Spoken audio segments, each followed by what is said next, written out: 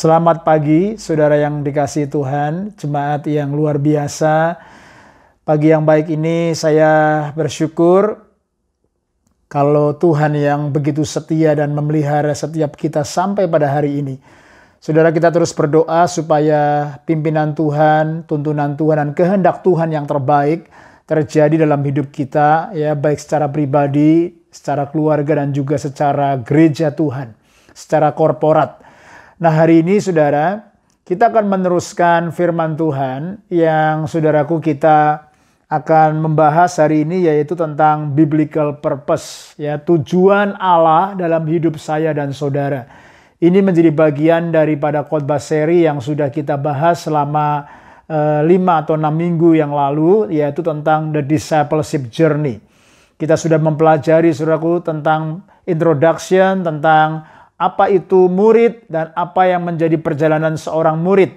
Kita juga sudah belajar tentang vital spirituality, pentingnya buat saya dan saudara memiliki roh yang menyala-nyala, roh yang sehat, roh yang antusias, roh yang berkobar-kobar. Dan kita sudah belajar tentang saudaraku biblical theology, siapa itu Tuhan. Ketika kita memahami siapa itu Tuhan, bahwa Dia Allah yang sovereign, Allah yang faithful, Allah yang loving, maka kita tahu saudaraku cara pandang kita akan Tuhan akan mempengaruhi hidup kita. Kita juga sudah belajar saudaraku tentang biblical allegiance, ya. Biblical allegiance kita belajar who is the master in our life. Ketika kita tahu biblical teologinya benar, maka akan membawa kita kepada allegiance, penerahan kita kepada Tuhan, bahwa Dia menjadi Tuhan dan Tuan dalam hidup kita. Kita hanyalah hamba, kita hanyalah anak, kita hanyalah saudaraku ciptaannya, tetapi Dia adalah Tuan, Dia Raja, Dia pencipta kita, Dia Bapa kita yang baik. Lalu minggu lalu kita sudah belajar tentang biblical identity, ya. Who am I? Atau lebih tepatnya, whose am I? Hidup saya dimiliki oleh siapa? Kalau kita tahu saudaraku, ya, allegiance kita benar, pengabdian kita kepada Tuhan benar, maka akan membawa kita kepada our true identity.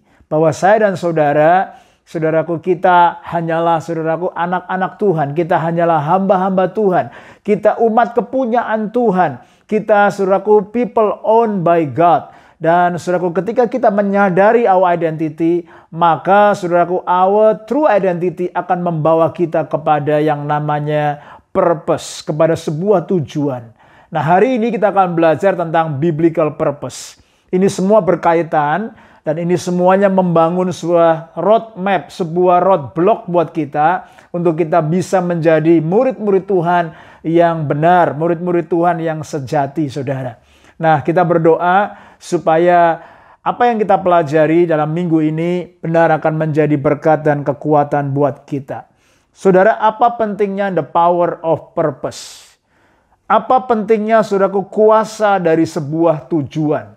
Saudaraku, the power of purpose akan memberikan saudaraku sebuah sense of clear direction. Akan membawa kita saudaraku kepada sebuah arah hidup yang jelas. Lalu juga akan membawa kita saudaraku kepada sebuah deep conviction. Ada sebuah keyakinan yang kokoh, yang teguh dalam hati saya dan saudara, bahwa kita sedang saudaraku ada dalam tuntunan Tuhan, dalam rencana Tuhan, dalam kehendak Tuhan.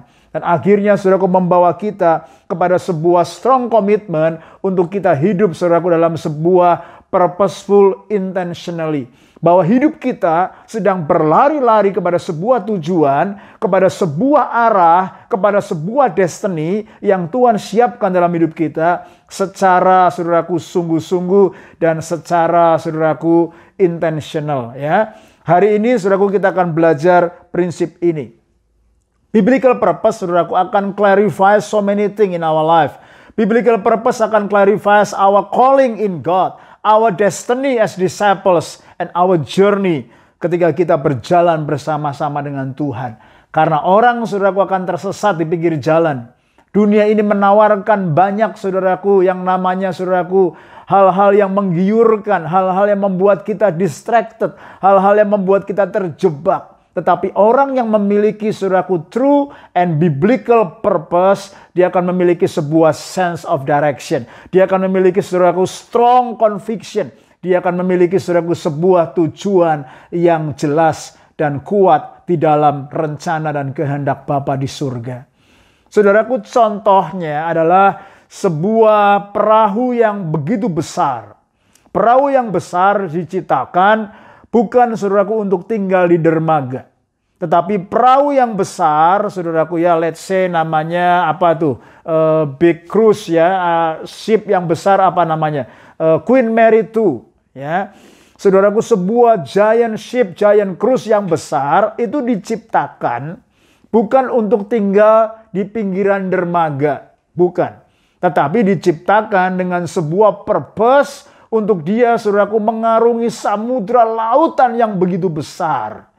Ya, dan saudaraku, ketika saudaraku sebuah krus yang besar itu dilepaskan, mulai dia saudaraku mengarungi samudra lautan yang begitu besar, dia harus siap dengan yang namanya angin, badai, ombak, saudaraku, dan segala macam tantangan yang harus dilewati dan dihadapinya. Dan saudaraku, penting sekali sebuah krus yang besar memiliki sebuah kompas, memiliki sebuah kompas. Karena saudaraku, kalau sebuah krus, sebuah kapal yang begitu besar itu tidak saudaraku dipimpin oleh kompas, maka apa akibatnya? Kapal yang besar itu saudaraku akan terhilang, tersesat di tengah-tengah samudra lautan yang begitu besar itu, saudara. Tentunya saudaraku, kisah ini menggambarkan sama juga dengan kondisi saya dan saudara. Kalau hidup kita tidak memiliki inner compass di dalam hati kita, sebuah sense of destiny, sebuah sense of purpose, sebuah biblical purpose, kenapa Tuhan ciptakan saya dan saudara, maka kita bisa terhilang di tengah-tengah dunia, saudaraku, yang penuh dengan kegelapan. Kita bisa terhanyut di tengah-tengah dunia, saudaraku, yang penuh dengan sorak-semarak, saudaraku. Dan saudaraku, hari-hari ini saya melihat ada banyak anak-anak Tuhan, banyak pebisnis, banyak kaum profesional, even banyak bapak-bapak, ibu-ibu, keluarga-keluarga, bahkan anak-anak muda yang saudaraku kehilangan arah dan tujuan hidupnya. Karena mereka sebenarnya tidak tahu apa yang menjadi purpose Tuhan di dalam hidupnya. Saudara, sama seperti sebuah kapal yang besar itu, ketika dia tidak memiliki kompas, kapal itu tidak kehilangan kemampuan untuk berlayar dan mengarungi samudra. Dia masih bisa berlayar, dia masih bisa bergerak, dia masih bisa jalan. Tetapi dia kehilangan kemampuan akan tujuannya. Dia kehilangan kemampuan untuk menggenapi rencana dan tujuan awal ketika penciptanya membuat kapal tersebut. Sama saudaraku, demikian banyak orang Kristen ketika dia nggak memiliki sense of purpose, dia nggak memiliki inner compass dalam hatinya, dia akan kehilangan saudaraku yang namanya kemampuan untuk hidup. Dia masih bisa bergerak, bahkan saudaraku dia mungkin bergerak dengan begitu cepat, dia bisa masih berlari, tetapi mungkin orang itu running on empty. Mungkin orang itu cuma hanya berputar-putar, saudaraku, dia nggak tahu arah tujuannya. Persis seperti orang-orang Israel yang ada di padang gurun selama 40 tahun hanya berputar-putar, dan dia lupa bahwa Tuhan menyiapkan sebuah purpose, sebuah destiny yang luar biasa di hadapan mereka. Sebagian besar dari mereka mati di padang gurun bukan karena Allah kita ingkar janji, tetapi karena mereka, saudaraku, tidak tahu apa yang menjadi tujuan Tuhan dalam hidupnya. Mereka memilih, saudaraku, untuk hidup dalam daging, bersungut-sungut, hidup dalam penyembahan berhala, hidup dalam percabulan, saudaraku, dan dia menguji Tuhan, dia tempting God, sehingga akhirnya, saudaraku, sebagian besar dari mereka Tuhan tidak berkenan. If God doesn't give His approval, maka itu sebabnya, saudaraku, akan banyak orang-orang, saudaraku, yang akhirnya binasa.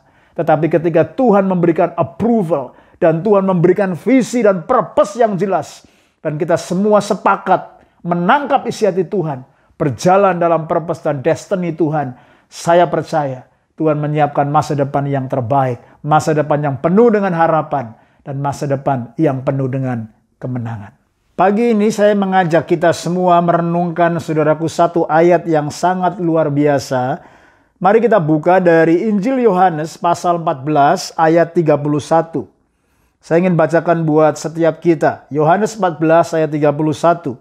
tetapi supaya dunia tahu bahwa aku mengasihi Bapa dan bahwa aku melakukan segala sesuatu seperti yang diperintahkan Bapa kepadaku. Bangunlah, marilah kita pergi dari sini. Terjemahan dalam ESV atau English Standard Version ayat 31 ini dari Yohanes 14 berkata demikian. But I do as the Father has commanded me, so that the world may know that I love the Father. Saudara, ini ayat luar biasa. Tuhan Yesus, saudaraku, memiliki sebuah clear purpose. Dia memiliki sebuah clear destiny ketika dia ada di muka bumi ini. Dia menggenapi, saudaraku, semua kehendak Bapa di surga. Dan apa yang dilakukan oleh Tuhan Yesus, ayat ini berkata, but I do as the Father has commanded me. Jadi, saudaraku, Yesus ada di muka bumi ini. Dia melakukan segala sesuatu yang Bapa perintahkan kepada dia. So that, apa artinya? Supaya pada akhirnya saudaraku dunia tahu apa yang maksudnya Yesus katakan supaya dunia tahu. Luar biasa saudaraku, ini hal yang kedua. Supaya dunia tahu I love the Father. Supaya dunia tahu bahwa Tuhan Yesus mengasihi Bapa di surga. Jadi saudaraku, di tengah-tengah kehidupannya Yesus ketika dia ada di muka bumi ini, dia datang melakukan semua perintah Bapa. Dan yang kedua, dia mengasihi Bapanya, saudara. Wow, ini begitu luar biasa, saudara.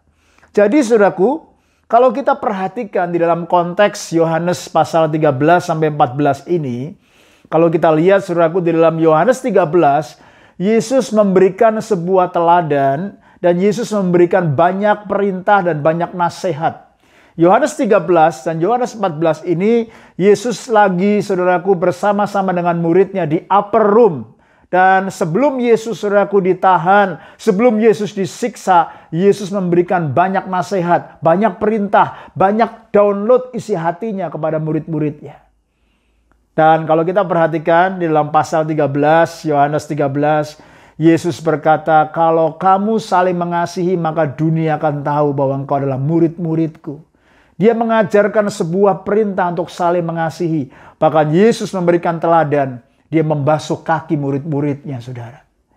Lalu dia memberikan perintah yang baru untuk kita semua saling mengasihi. Sama seperti Yesus sudah mengasihi kita terlebih dahulu. Dan saudaraku, ayat saudaraku demi ayat dalam konteks saudaraku Yohanes 13 dan dilanjutkan dalam Yohanes 14, Yesus mulai menceritakan bahwa dia, saudaraku, akan pergi. Dia akan meninggalkan dunia ini. Lalu, saudaraku, dia, saudaraku, akan, saudaraku, menderita. Dia akan disalibkan. Dan dia, saudaraku, akan mati. Dan dia akan bangkit pada hari yang ketiga. Bahkan Tuhan Yesus berkata kepada para murid-muridnya, di antara mereka akan ada yang murtad, menjual dia dan meninggalkan dia. Bahkan pada waktu itu dia menunjuk kepada Petrus bahwa Petrus juga akan menyangkal dia. Saudara, kondisi ini begitu mencengangkan. Murid-murid yang pada waktu itu berkumpul di lautan Yerusalem semua pada kebingungan, saudara.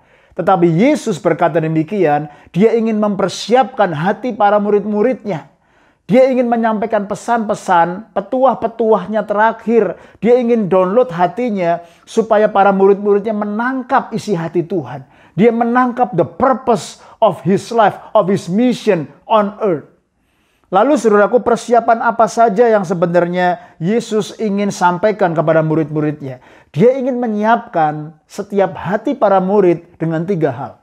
Yang pertama, saudaraku, dia berkata, kamu jangan takut bahwa aku akan pergi meninggalkan kamu, aku akan ada di surga, dan dia menyiapkan tempat supaya dimanapun dia berada, nanti juga murid-muridnya akan berada. Dia mempersiapkan, saudaraku, rumah di dalam kekekalan supaya nanti di mana Yesus berada, murid-muridnya dan kita semua akan berada bersama-sama dengan dia dalam kekekalan. Itu persiapan yang pertama. Lalu persiapan yang kedua, Yesus berkata, kamu jangan takut. Aku tahu kamu akan mengalami juga aniaya, penderitaan. Apalagi Yesus sudah mati dan nanti Yesus akan naik ke surga.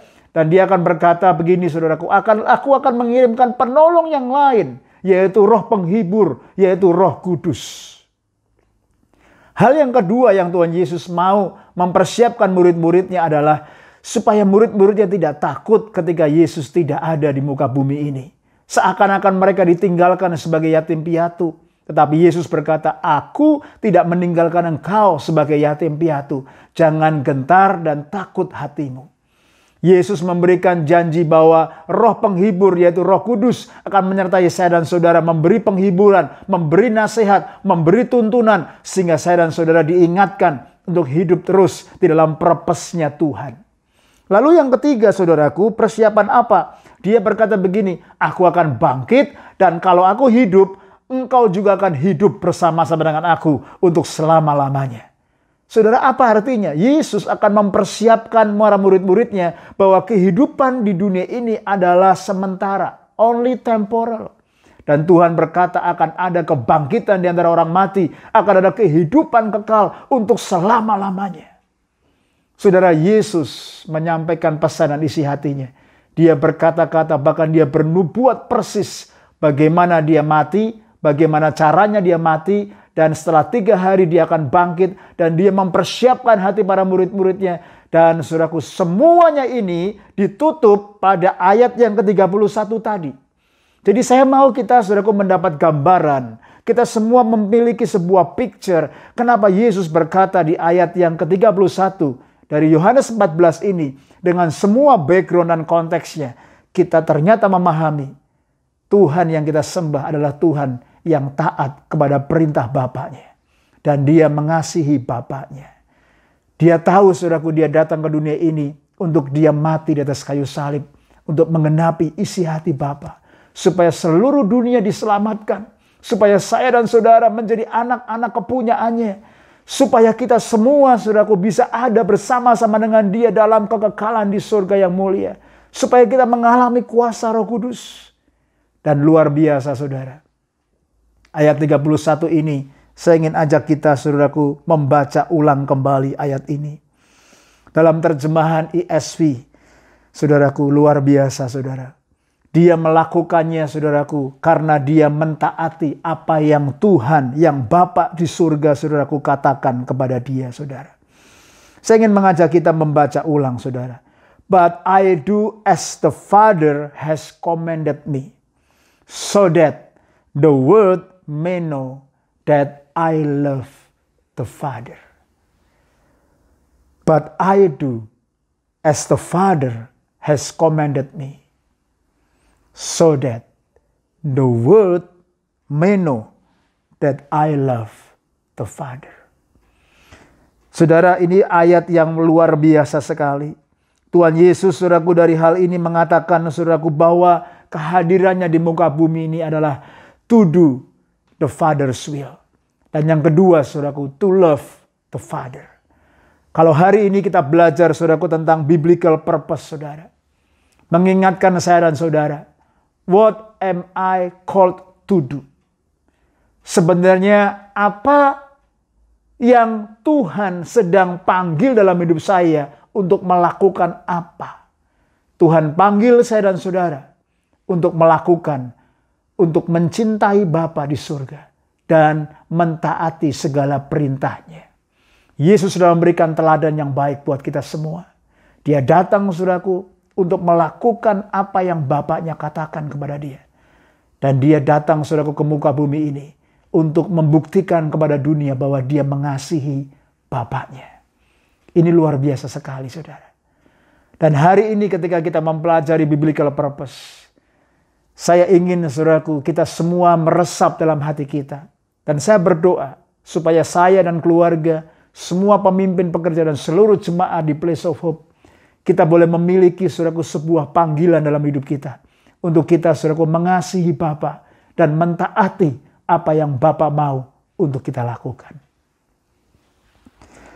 Ini paralel sekali saudaraku dalam Yohanes 4 ayat 34. Satu hari ketika Yesus saudaraku lagi pelayanan dan pada waktu itu dia sedang letih dan lelah dan lapar.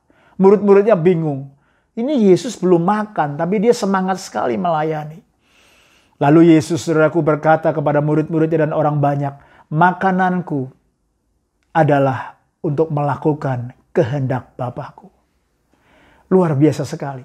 Terjemahan dalam bahasa Inggris dikatakan, my will is to do the Father's will and to accomplish His works. Apakah ini saudaraku menjadi sebuah tekad dalam hidup saya dan saudara? Bahwa saudaraku makanan itu bicara hal yang begitu penting. Hal yang kita nanti-nantikan. Hal yang membuat kita bersuka cita. Orang kalau pergi ke restoran, orang kalau wisata kuliner, itu biasanya menanti-nantikan mau makan enak. Menjadi kebutuhan pokok. Dan kita akan pikirkan terus mau makan apa ya malam, makan apa ya siang, makan apa ya pagi. Yesus berkata, makananku adalah untuk melakukan kehendak Bapa dan menyelesaikannya. Saudara, luar biasa. Saya berdoa saudaraku supaya ini menjadi sebuah keputusan buat kita hari ini. Bahwa kita memiliki sebuah panggilan di dalam Kristus Yesus untuk mengasihi Bapa dan untuk melakukan semua apa yang Bapa perintahkan di dalam hidup kita.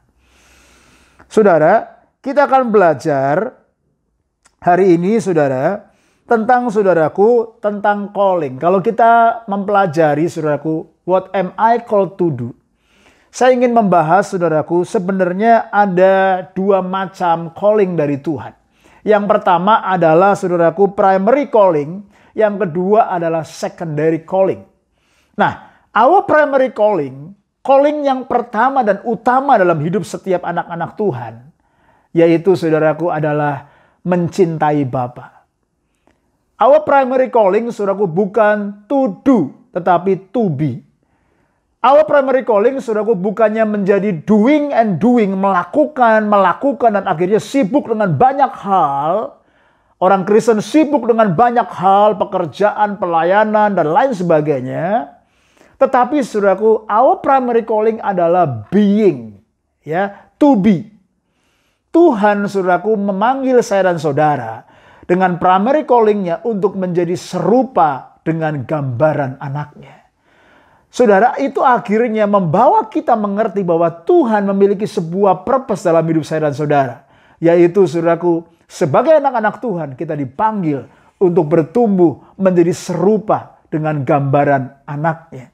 Ini sesuai saudaraku dalam Roma 8 ayat 29. Yaitu saudaraku untuk menjadi saudaraku conform to be like Christ. Menjadi serupa seperti Kristus. Inilah Christ likeness. Ini yang menjadi saudaraku visi daripada gereja Place of Hope. Untuk menjadi Christ-like community. Dan saya berdoa supaya our primary calling ini boleh ada dalam hidup saudara. Sense of destiny dalam hidup saudara. Saudara rindu untuk menjadi seperti Yesus setiap hari. Karakter Tuhan semakin muncul dalam hidup saudara. Lewatin banyak proses, lewati banyak pembentukan. Karakter Tuhan semakin nyata di dalam hidup setiap kita. Lalu yang kedua adalah secondary calling. Secondary calling adalah saudaraku untuk melakukan apa yang Bapak perintahkan dan Bapak mau untuk kita lakukan dimanapun Tuhan tempatkan. Kalau yang pertama adalah to be, itu adalah primary calling kita. Lalu yang kedua, secondary calling kita adalah to do. Ya, baru kita melakukan apa yang Tuhan tugaskan, apa yang Tuhan tempatkan. Kalau saya ada di Sydney, saya harus melakukannya dengan yang terbaik di kota Sydney. Kalau mungkin saudara yang melihat program ini sudah ada di Jakarta, atau ada di Jawa, atau ada di Manado, di mana Tuhan tempatkan saudara, apapun yang Tuhan percayakan dalam hidup saudara, maka saudaraku, kita perlu melakukannya seperti yang Tuhan mau dalam hidup kita. That's our secondary calling. Hari-hari ini ada banyak orang saudaraku yang terjebak dalam kesibukan kerjanya. Akhirnya saudaraku ketika orang itu menjadi chef, menjadi barista, menjadi accountant, menjadi IT, menjadi saudaraku webmaster, menjadi banyak hal dalam pekerjaan dan profesi mereka. Akhirnya mereka tidak mengerti dan memahami tujuan Allah memanggil dia. Menempatkan Tuhan menempatkan saudara di kota Sydney, di Australia, di company tersebut. Kita seringkali lupa apa yang menjadi purpose of God di tengah-tengah pekerjaan kita. Tetapi hari ini saya berdoa supaya saya dan saudara mulai mengerti bahwa Tuhan memberikan primary calling dan secondary calling untuk kita menjadi seperti Kristus, to be like Christ, and to do whatever God commanded us to do. Nah, ketika saudara harus bekerja, ketika saudara pergi ke kantor hari Senin, hari Selasa, Rebo, Kamis, Jumat, bahkan mungkin beberapa dari saudara hari-hari ini sedang bekerja di rumah saudara. Ketika saudara sedang berbisnis, ketika saudara harus bekerja, saya ingin mengingatkan kita, saudara bekerja bukanlah cuma untuk mendapatkan gaji, bukanlah untuk mengejar paycheck, bukanlah untuk mendapatkan gaji saudaraku 1 tahun sampai $100.000, oh sekian mendapatkan berapa gaji dan lain sebagainya. Bukan itu yang harusnya menjadi motivasi utama dalam kita bekerja. Seharusnya saya dan saudara mengerti kenapa Tuhan tempatkan kita di tengah-tengah pekerjaan tersebut, yaitu untuk menjadi saudaraku apa yang Tuhan mau untuk kita kerjakan di sana. Saya ingin bagikan ada theology of works, bagaimana cara pandang kita di dalam pekerjaan kita. Ada 3 hal saudaraku kita bisa pelajari. Yang pertama, theology of work itu adalah sebuah perintah dari Tuhan. It is a God's command. Tuhan memberikan sebuah perintah untuk kita bekerja. Kalau dalam perjanjian lama kita melihat saudaraku, kita harus bekerja, lalu pada hari yang ke-7 kita harus beristirahat. Dalam perjanjian baru juga diulangi. Kalau kita tidak bekerja maka kita nggak usah makan. Karena Tuhan kita juga Allah yang masih bekerja sampai hari ini. So it is God command. Lalu yang kedua, the theology of work itu adalah sebuah tool untuk membentuk karakter kita. Itu adalah sebuah tool untuk transform karakter kita, attitude kita. Tuhan tempatkan saudaraku dengan sebuah tuntutan, dengan sebuah demand. Tuhan tempatkan dengan teamwork. Tuhan tempatkan dengan boss, manager. Tuhan tempatkan dengan banyak rules.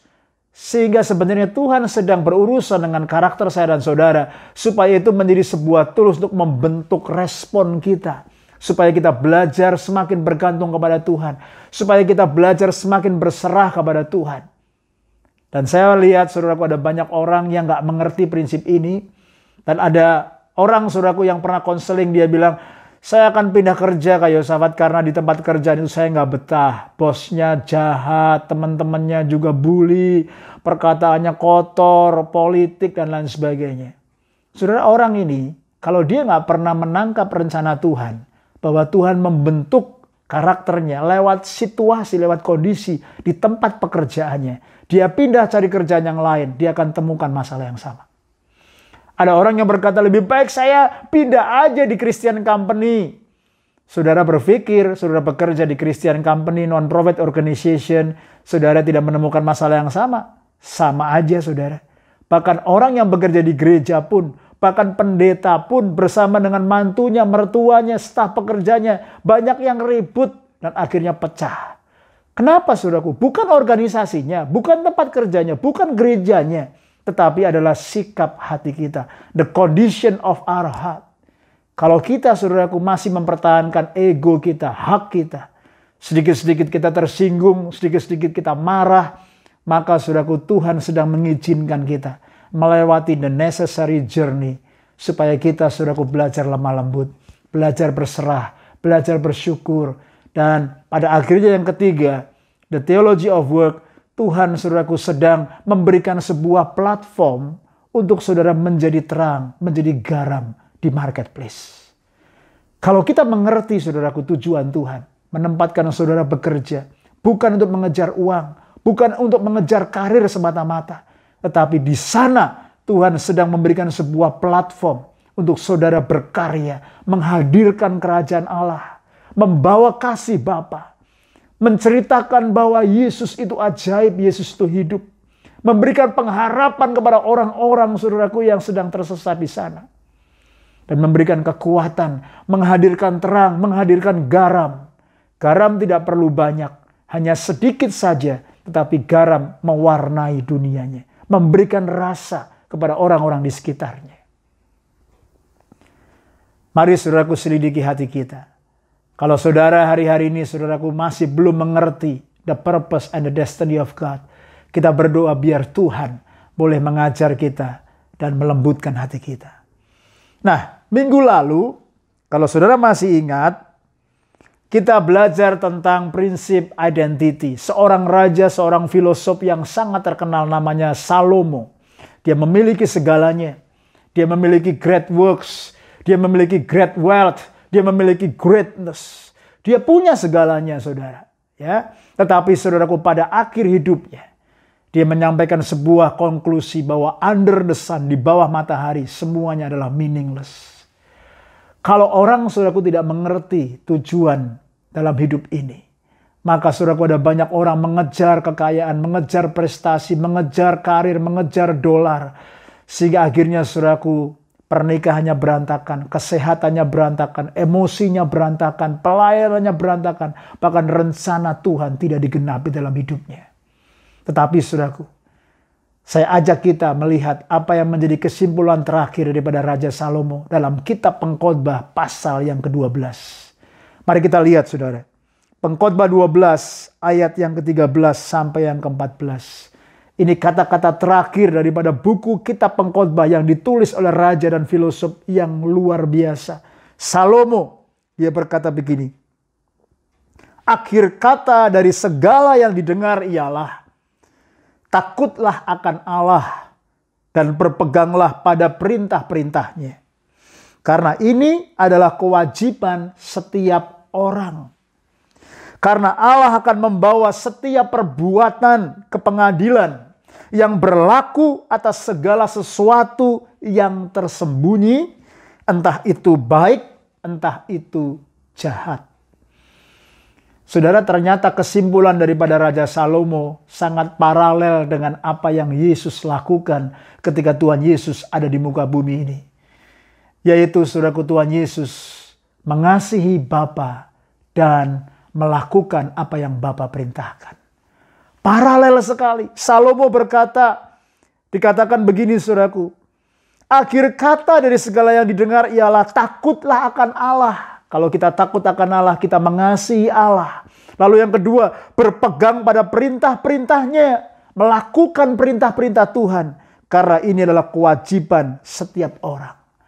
Saudara, Salomo mengingatkan bahwa pada akhirnya Allah akan membawa setiap perbuatan kita ke pengadilan.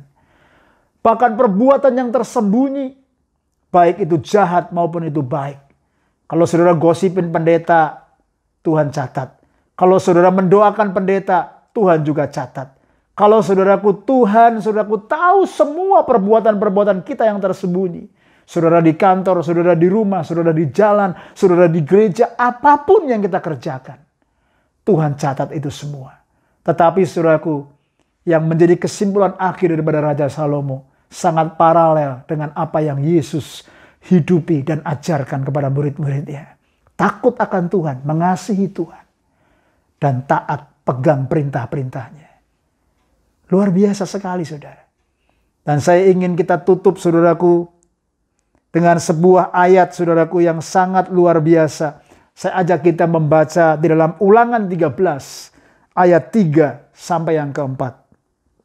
Ulangan 13 ayat 3 sampai yang keempat. Ini perjanjian lama, tapi paralel sekali dengan message di perjanjian baru, bahkan apa yang Yesus hidupi dan Yesus ajarkan. Ulangan 13 ayat 3 sampai 4. Maka janganlah engkau mendengarkan perkataan nabi atau pemimpi itu. Sebab Tuhan Allahmu mencobai kamu untuk mengetahui apakah kamu sungguh-sungguh mengasihi Tuhan Allahmu dengan segenap hatimu dan dengan segenap jiwamu. Tuhan Allahmu harus kamu ikuti. Kamu harus takut akan Dia. Kamu harus berpegang pada perintahnya. Suaranya harus kamu dengarkan. Kepadanya harus kamu berbakti dan berpaut. Saudara, sama lagi saudaraku ya.